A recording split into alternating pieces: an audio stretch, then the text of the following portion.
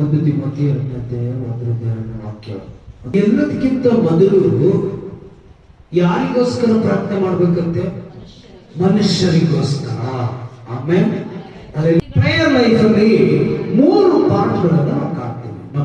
ಮೊದಲನೇದೇನೆಂದ್ರೆ ವಿಜ್ಞಾಪನೆ. ಏನಂತೆ? ಮೊದಲನೇದು ವಿಜ್ಞಾಪನೆ, ಎರಡನೇದು ಪ್ರಾರ್ಥನೆ, ಮೂರನೇದು ಮನವಿಗಳು. ಅಲ್ಲೆಲ್ಲೂ ಇಂಟರ್ಸೆಷನ್ ಪ್ರೇಯರ್.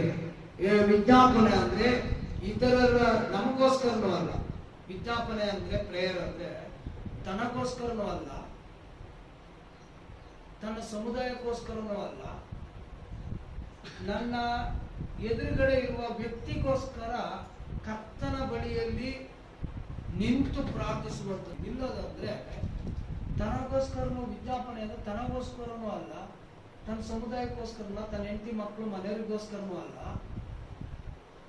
ಪಾಪಿಗಳ ಪರವಾಗಿ ಅವರ ಪಾಪವನ್ನು ತಾನು ಹೊತ್ಕೊಂಡು ದೇವರ ಸನ್ನಿಧಾನದಲ್ಲಿ ನಿಂತು ಪ್ರಾರ್ಥಿಸುವವನೇ ವಿಜ್ಞಾಪನ ಪ್ರಾರ್ಥನಾ ವ್ಯಕ್ತಿ.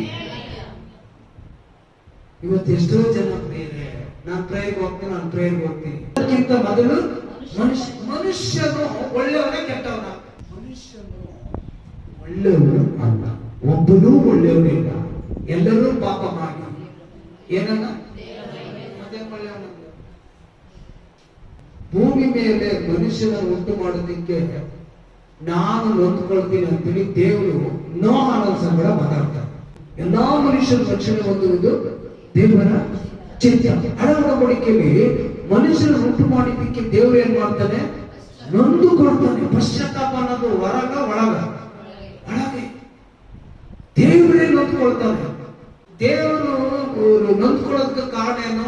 ಮನುಷ್ಯರ ಕೆಟ್ಟತನ. ಹಾಗಾದ್ರೆ ಮನುಷ್ಯರು ಕೆಟ್ಟವರ ಒಳ್ಳೆಯವರ?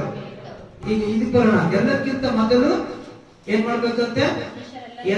ಎಲ್ಲಾ ಮನುಷ್ಯರಿಗೋಸ್ಕರ ರೈಟ್. ಇಲ್ಲಿ ನೋಡಿ, ವಿಜ್ಞಾಪನೆ. ಪ್ರೇಯರ್ ಲೈಫ್ ಅಲ್ಲಿ 3 ಪದರಗಳಿದೆ, 3 ವಿಭಾಗಗಳಿದೆ, 3 ಹಂತಗಳಿದೆ. ವಿಜ್ಞಾಪನೆ, ನಂತರ ಪ್ರಾರ್ಥನೆ, ನೆಕ್ಸ್ಟ್ ಮನವಿ.